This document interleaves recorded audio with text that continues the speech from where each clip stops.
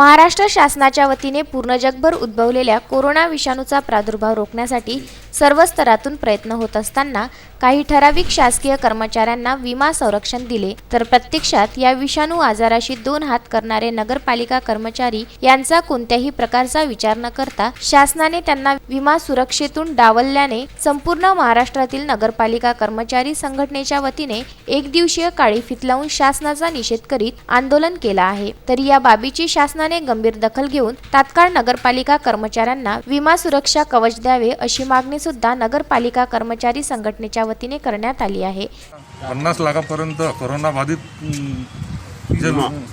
बाधित लोकांना ज्यांना मृत्यू होईल अशा लोकांना 50 लाखाचा विमा त्यांनी जाहीर केलेला आहे। परंतु नगरपालिका रात्रंदिवस फवारणीचे काम आणि इतर कामं करत आहेत।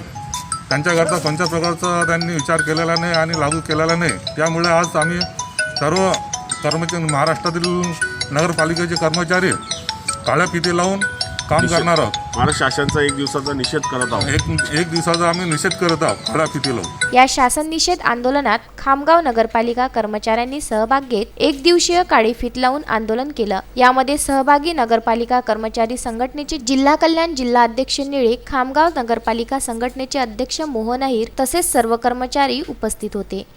मोहम्मद फारूक, विदर्भ न्यूज, खामगाव।